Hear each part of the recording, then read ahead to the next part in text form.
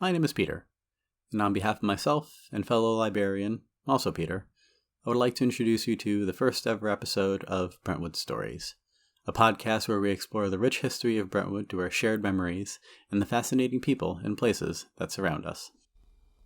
If you're listening to this when it is first released, you no doubt know that we are reaching out to you in what is now, for better or for worse, another historical time in Brentwood's history.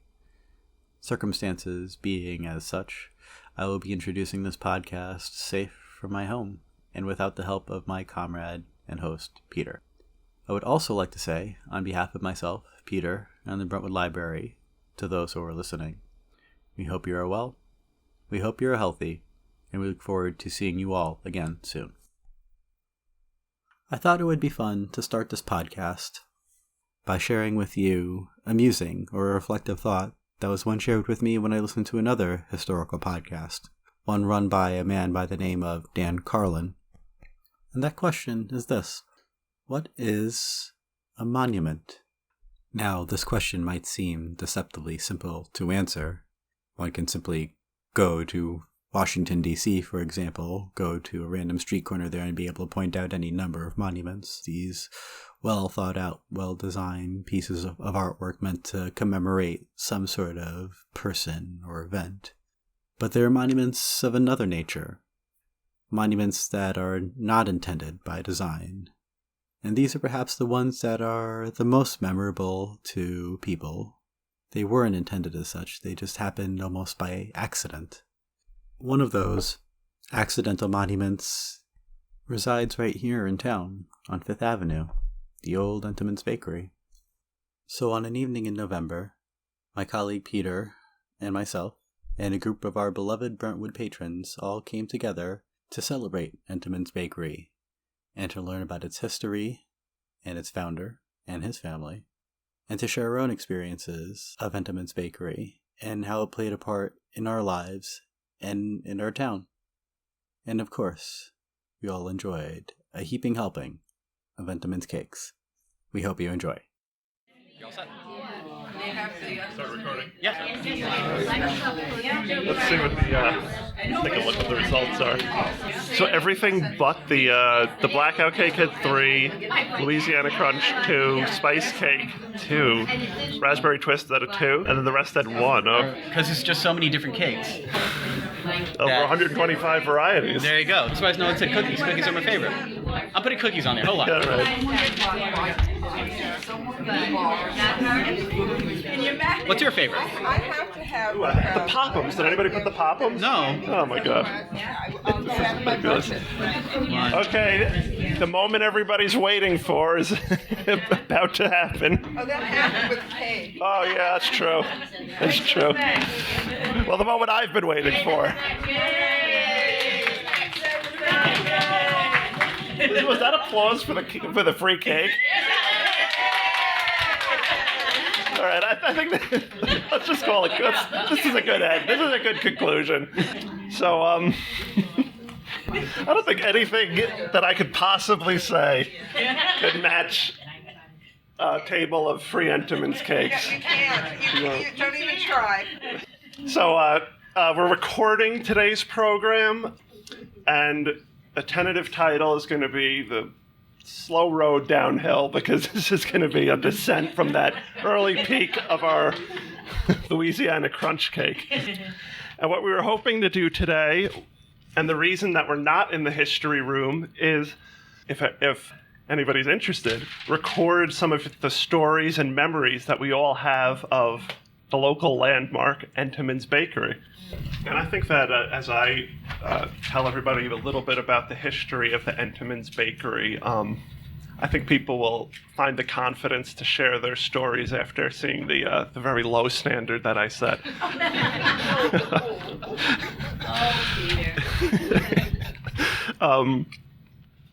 Okay, so the results are in. Really? The winner, which I didn't expect at all, the blackout cake. Coming in second place, spice cake. I believe we have a tie for second place. Yeah, There's a three-way tie for second place with the spice cake, Louisiana Crunch, and the raspberry twist. Oh my God, the raspberry. Honorable mentions, chocolate chip cake. Oh, I remember that. It was like a...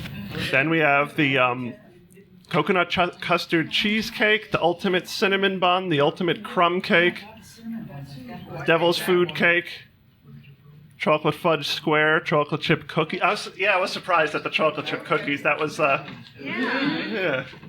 I was the only one that put it down. No one else. Cheesecake and the lemon and coconut cake. How many different varieties of cakes did you say Entenmann's? 125 varieties of cake. I was just getting the cakes. I realized, when I thought how many different Entenmann's cakes there were, I thought maybe 5. Definitely hundreds. Wow. I underestimated Entenmann's. So what is your name? Yes. What is my name? My name is Peter. Peter and Peter? Yes. Get out of here. Peter. Peter Square. Yes. What is the name of the podcast? What is it about? Well, the podcast is Brentwood Stories, and we are talking about different topics in Brentwood history, and people can share their memories, their stories, and I'm going to be giving a little history of Entenmann's, a little timeline, and if anybody has a memory they'd like to share, feel free to join us. Very good. So, William Entenmann was born in 1876 and started the company in 1898. And this is actually the photograph that appeared in his passport application to the United States and his naturalization application. He came from Stuttgart, Germany. And the name that the rest of the Entenmann family would refer to the original William Entenmann Sr. as, his nickname was Pop. And I couldn't help but be reminded of my own favorite Entenmann treat, the Pop'em. Do you think there's any connection? No? So, William Entenmann in Germany worked under his father at his bakery where they sold cakes and bread, coffee, and they also had coffee and wine as part of their business. And in the United States, he moved to Flushing, and it was a delivery business. And much like you had a milkman, at the time you had a bread man who might have been William Entenmann. And in 1905, that was when his son, William, was about a year old. His son became very sick with rheumatic fever, and the doctor suggested moving to Long Island for health reasons. And I couldn't help but be reminded of the reason a lot of people originally moved to the Brentwood area, which was for health purposes, like Dr. Ross, who had a health resort here and was one of the first citizens of Brentwood. He wrote a whole pamphlet about the importance of pine trees and the ocean air for improving ailments like those that the young Entenmann was suffering. So I was wondering about the connection between this family and what we'll be talking about next week, which is the pine trees of Brentwood. And Pop Entenmann, he was involved in the business until about 1924 when his son William took over. After that, he was still involved but sort of retired, and I was surprised that William Entenmann Sr., he actually lived until 1976. He was 95. And in 2006, he was actually inducted into the Bakery Hall of Fame. I don't know. That's a great honor, I guess, being inducted into the Bakery Hall of Fame. But I almost feel like that's kind of late because if anybody would be in the Bakery Hall of Fame, who else, right? When was the Bakery Hall of Fame That's true. Yeah, I need to look into that. It could have been established that year. Could have been a charter member. Charter member. I think that makes sense. Publicity play. He actually founded the Bakery Hall of Fame. I should have read the fine print. Founded by William Entenmann.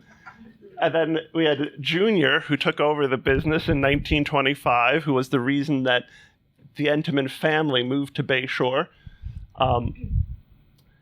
And his original job was as a driver delivering the bread and cakes. There was a great article that had this photo of their 1936 fleet of delivery trucks. And one of the cool things about Entenmann's that made it so important in bakery history is learning about all the innovations that they had. And one of them was the way that they would deliver their product. It was a little later, but they would also start delivering to, eventually they'd stop delivering to homes and deliver directly to supermarkets. And, you go into the supermarket and pick up the baked goods, but even that innovation, directly delivering to the supermarket, hadn't been done before. So that was a huge advance. And the drivers for the Entenmann's company received a commission for delivering to the different supermarkets. And at a very early date, which was in the 1940s, they were advertising how an Entenmann's driver could make $50,000 in commissions. So that was a tremendous career. And then in 1934, when they really started to expand, they purchased the Wraith Bakery in Bayshore. So, I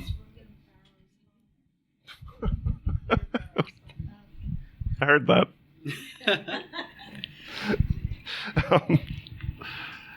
This is the, I don't know who that is. Saying somebody's father.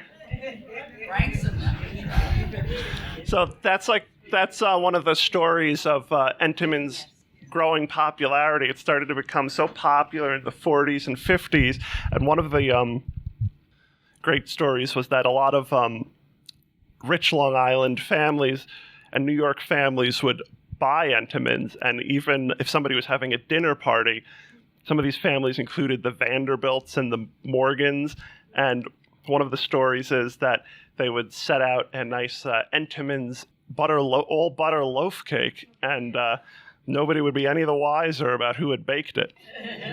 That's something I should have mentioned too, some of the origins of some of the Entenmann's products. The pound cake, the old butter loaf cake, was one of the big successes that the original Entenmann Senior had. So that's like the original product. I kind of thought that the chocolate chip cookies were the one of the main products, but they came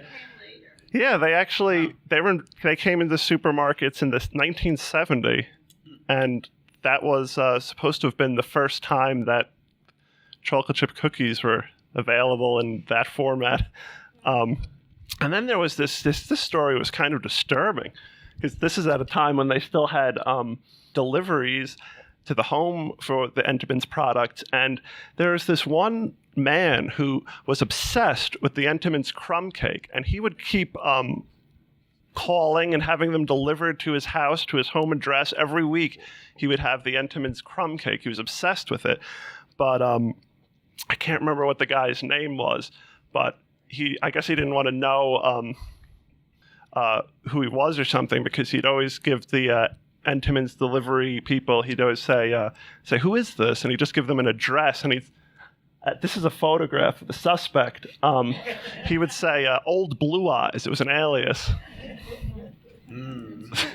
Very fishy. Are you serious, or are you just tongue-in-cheek? No, no. So, that is, right? yeah, he's actually a huge fan of the. We're all screaming on this. We're very informed. I'll have to make some sort of signal when I'm joking. So Frank Sinatra was the most famous and ardent fan of the Entenmann's crumb cake, and one of the notable stories is that he'd always have them delivered to his house every week. Now, William Entenmann Jr. actually, he died in only 1951 at age 47, and his wife Martha, who had been a secretary at the company, and they married at only age 19. Martha took over, and she had 3 sons, Charles, Robert, and William, the third William. But at first, her 3 sons were serving in the military, so Martha ran the company on her own for a while. And one of the cool things is that some of the innovations were actually invented by Martha at this time. The cellophane on the box that was at the supermarket so you could see the cake, that was invented by Martha and her sons. And this great picture, which was on the Entenmann's website, I think shows them brainstorming. The direct delivery to supermarkets, that was at this time. And in 1970, they had the chocolate chip cookie and other products. And then here we have the 3 sons standing by the factory. So the factory itself, the beginning of the reason for constructing the factory sort of started in 1946, when in April 25th, there was a fire of their previous buildings and bakeries, and some of the local shops and the Entenmann's bakery burnt down. And that was originally in the papers said to have been $200,000 worth of damage. Eventually it was $400,000. And so they started realizing that they needed to expand and find a new place to begin producing their products. And in yes. And so in 1961, they constructed the factory on Fifth Avenue, and that started out as 5 acres, and it was the largest bakery factory in the United States. And eventually it would expand to beyond 10 acres.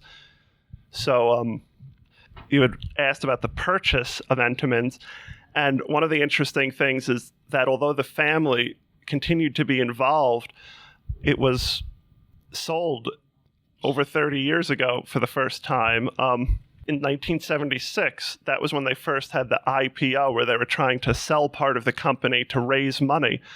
And what they wanted to raise money for was to expand beyond New York and beyond some of the places in Florida where they had products before. And so in 1978, they sold the company to Werner Lambert for $233 million.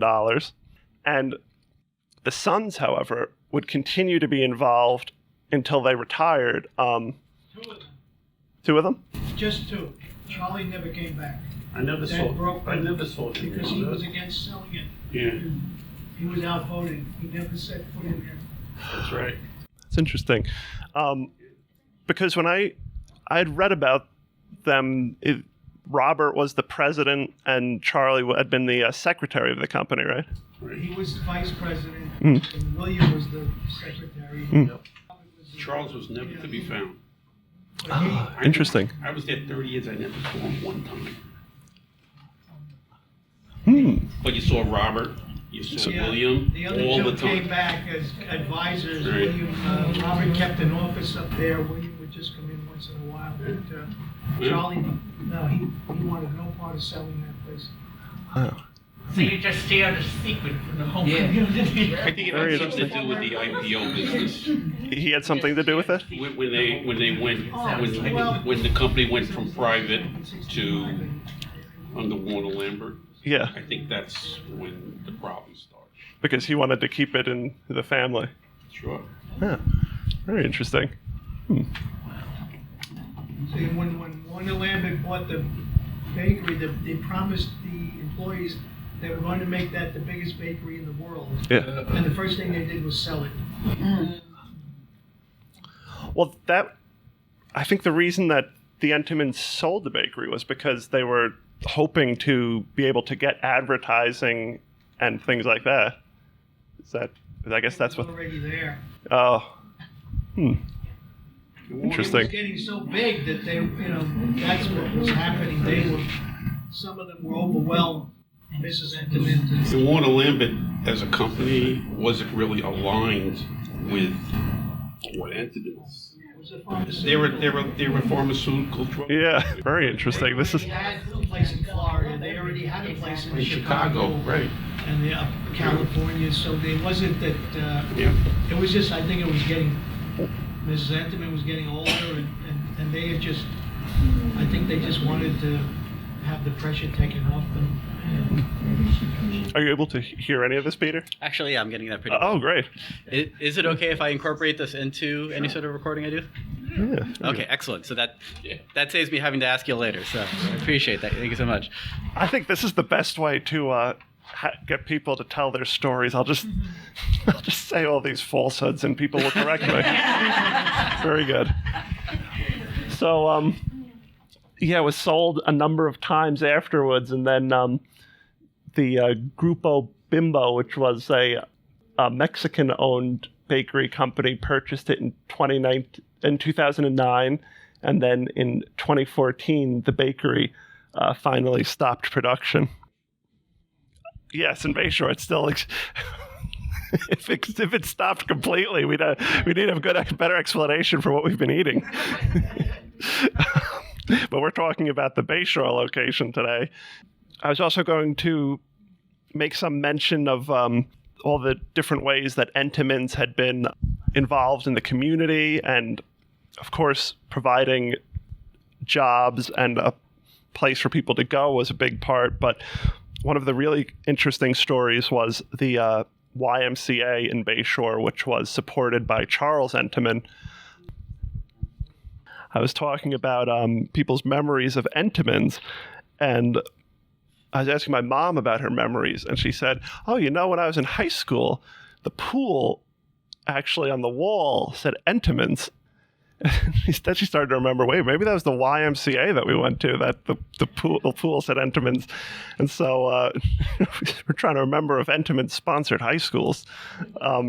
But Charles Entenmann, for one, he was very involved in supporting the Bayshore downtown area.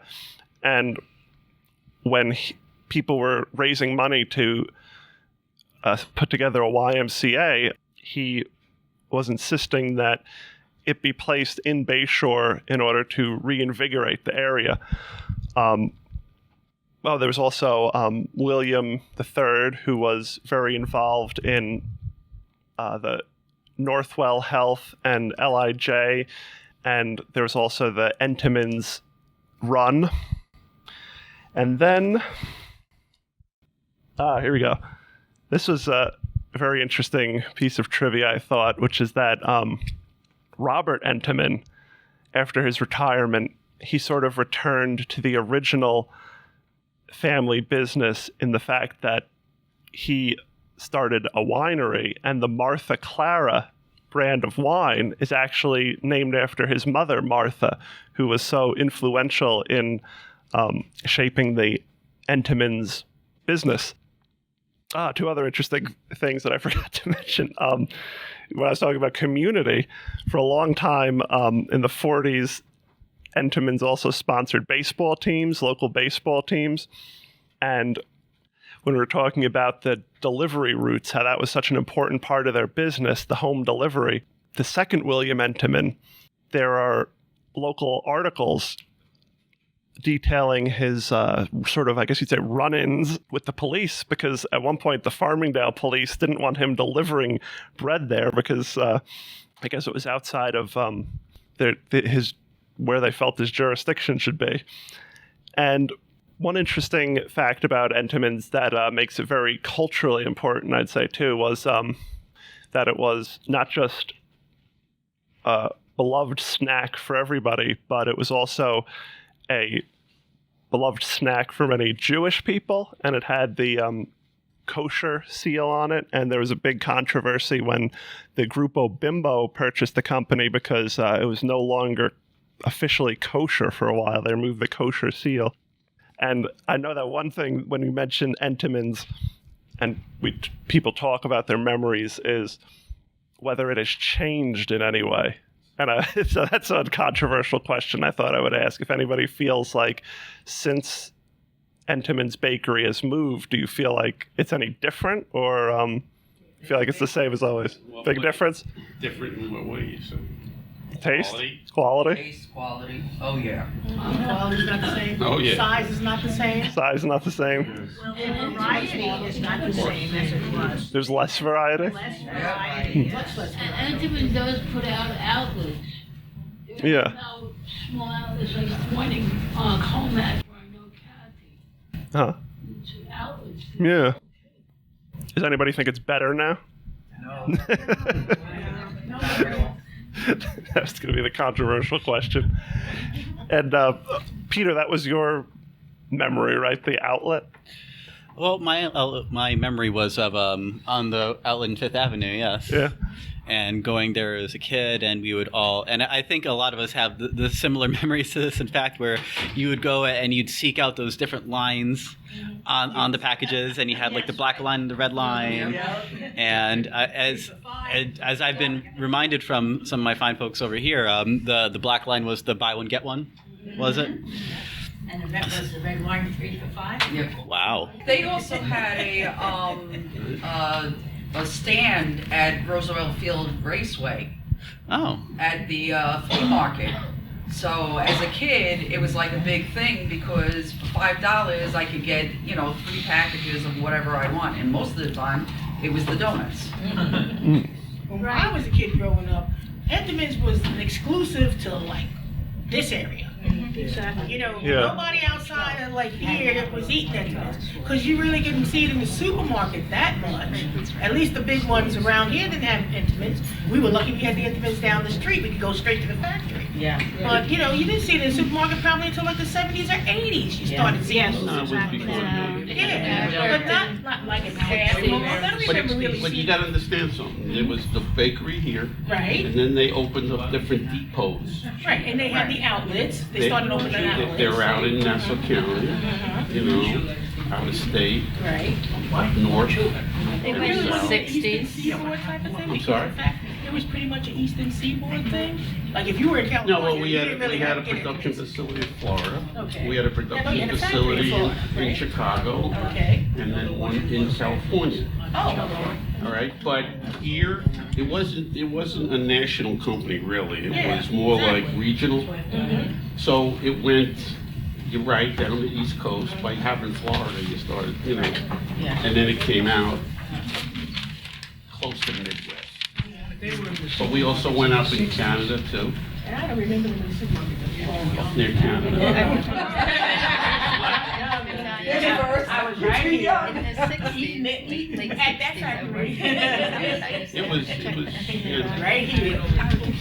So do we have any, it seems like we have some people here who actually worked at Entenmann's. Has anybody worked at Entenmann's here? Show of hands. There, or Oh, wow. he worked there. Who worked at He worked there longer. Raise them Ah. high. How many we got? We have 1, 2, 3, 4, 5, 6, 7. 7, wow. 7 workers here. Would anybody who has worked at Entenmann's like to join us and tell us a little bit about their memories, if they have any stories they'd like to share? When I started in 1980, my first job was I worked in production control, and I had to write the schedules for the whole entire bakery. No computers. We didn't have computers. All handwritten. All handwritten. And we had about 8 ovens, 8, 9 ovens, and a cookie oven, and fryers upstairs for the donuts. And I had to write for each. For instance, oven 1 was your Danish. You talked about raspberry twist. Yeah. I made raspberry twist, walnut twist, twist, twist, twist. Oven 2 did puffs. apple puffs, remember those? You know, cheese, cherry strips. I don't remember the apple puff. Oven 7 did the rings. Oven 8 did the crumb cakes. Oven 3 did the loaves. Oven Wow. 4 did the squares. Oven 5 did your Louisiana Crunch. Oven 7 did pies. Right? And that's your 7. Then you had a cookie oven. Yeah. You know, a cookie oven, and then of course you got your fryers, which were upstairs. That's your donut fryers, and you had 3 of those. Do you remember when the Louisiana Crunch was invented? Yeah, it was probably invented. I got there in 1980. It was invented in the 80s. Huh. It was. It was. But you see, you talk about certain. You got to remember also is another thing. Like certain items are seasonal. You can't put in those trucks when the temperature was like 95 out, and those trucks had no air conditioning. Even the newer ones didn't.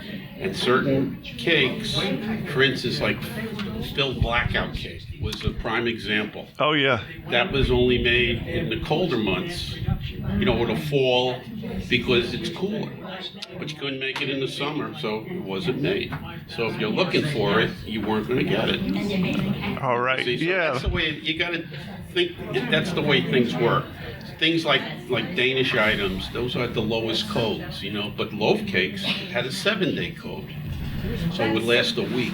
You can make it on Monday, didn't have to get picked up till the following week. You can make it on Tuesday because it carries the weekend. You can make it on Wednesday, Thursday. You can make it every day. Certain cakes you couldn't. And those sprinkled Pop'ems, they didn't used to have them all year. Donuts had a 3-day code, so. But now they do. I'm sorry? Now they seem to have them all the time. The sprinkled Pop'ems? I don't know. Yeah, like the Pop'ems. You gotta, and then here's another little secret for you. Okay. Entenmann's didn't make everything. Oh, no. We used to what they called what's the term? Yeah, I mean we didn't make like for instance the Chicago plant. Like this time of the year, this is the time of the year where people want what do you call that Christmas thing? I forget what cake. We couldn't make it in Bayshore, but they made it in Chicago, so you have to ship it out. But wasn't there an Entenmann's in Chicago? Fruitcake. Oh, fruitcake. Fruitcake. Did they make fruitcake? Or did we? Yeah, they had small ones. Yeah, but I don't remember if we didn't make it in Bayshore. It was made maybe in Chicago. It was made in Chicago, I think. I was going to tell you something that everybody in this room might be surprised about. Oh, yeah. It was one of the great things about when I started working there. I thought this was, I was landed in heaven. You'd go there, and, you know, at the start of your shift, and you'd see what the production order was for that day. Right. Right, and you'd be supposedly from 8 to 4, let's say, your hours. If you finished what they wanted you to do at 12 o'clock, you got to go home. Oh, nice. You got paid for the whole day. Yeah. Wow. See, he worked in the plant. I was in the offices. Oh, okay. I was upstairs. And you got to also remember, different items are made at different speeds. Loaf cakes was the fastest item. You can make 100 a minute. 100 a minute, depositing it, packing it, and sending it on its way. Would you say the loaf cake is like the signature thing? Loaf cakes. Is that like the signature product of Entenmann's? Yeah, I mean, you know, there's a lot of signature items. Chocolate donuts is a signature item, you know. Yeah. Oh, yeah. You know, it's all but a loaf, they called it. Yeah. But you can make, those were 100 a minute. But then when you start to get, to areas that need, certain items were done by hand, you know, they would come down, but they had people called finishers, and those people had to hold these things in the hands, and they knew how to do that. They had the skill to put the icing on in such a way has to be done by hand. How many? You can't do those at 100 a minute. Those were done at around 30 a minute. It seems like some of the people here actually met some of the Entenmanns. Yeah. The Entenmann family, yeah. Who's met one of the Entenmanns? I used to work at their house. He did. Oh, wow. They knew us by An name. electrician, and They would know us by name.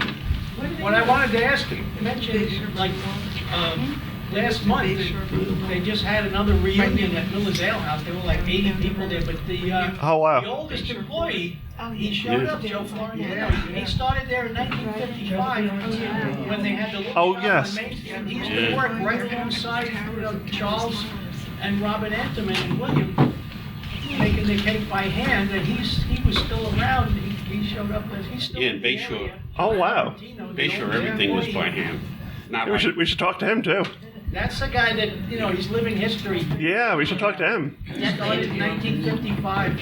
It seems like the Entenmann's brothers were so dedicated to the business, and one of the there was a Newsday article that I think mentioned Charles Entenmann. One of the things it said about him was that he could tell all the ingredients in a chocolate chip cookie as soon as he tasted it. well, they used to pull product off the lines, and they would call all supervision. I was part of supervision from all respective departments to meet in a room, and they'd have it all lined up on the table. And we would each take a taste of whatever is being made on that shift. Mind you, it's a 3-shift operation. 24/6. The reason it wasn't a 24/7 is because on the one day they washed the whole place down, right, Horse? The whole place, the hoses would come out. I mean, and the floors were, wetted. Every oven had to be cleaned and stuff like that. But anyway. And we would taste it, and sometimes William was there. Wow. He'd be there too, I mean, and we'd cut it, and we checked for the grain, we checked for the taste, we checked for how it looked, so on and so on. And, what do you think? What do you think? What do you think? And then we'd mark it. And, because sometimes, like on loaf cakes, as a matter of fact, you could cut it, and it can have like a little hole in the middle. Oh. Not that bad. They were great Bad on the news. color. And Why would it have a little hole in the middle? Something in the baking process, something Oh. in the ingredients. I mean, when we went computerized with the ingredients and everything, if you walked into the bakery, you saw the picture, those silos? Yeah. You had eggs in some of them, you had milk in some of them, you had flour in some of them, and that stuff all got.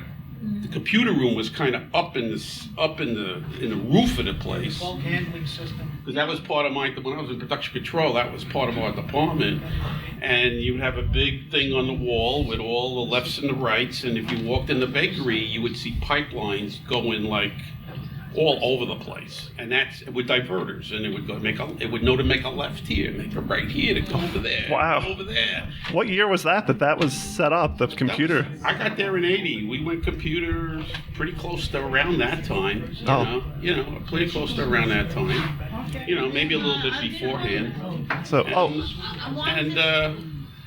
did everybody think the computers were like an improvement of the old-fashioned system? Mistake. I mean, product, and then we'd have to wash. The lines might have to be washed out. Oh yeah. And we'd have to start all over again. And, yes.